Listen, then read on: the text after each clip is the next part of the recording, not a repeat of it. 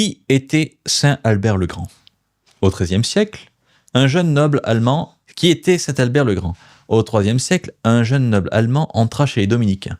Il avait soif de savoir. Il étudia tout ce qu'on pouvait étudier. La philosophie, la théologie, les sciences naturelles. On dit qu'il connaissait tout le savoir de son époque.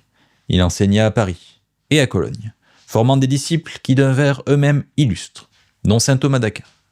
On l'appela le Grand de son vivant, ce qui est rare. Albert ne voyait aucune opposition entre la foi et la raison.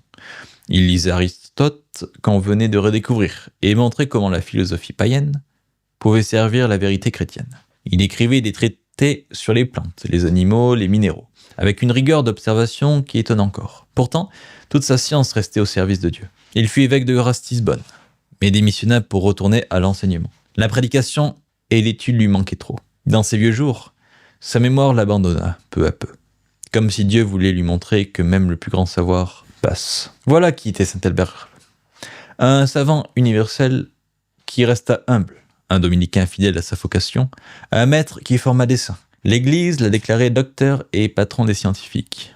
Il nous enseigne que la vraie science conduit à Dieu, celui qui étudie la création avec un regard de foi et découvre partout la sagesse du Créateur. Albert le Grand nous invite à ne jamais opposer intelligence et prière.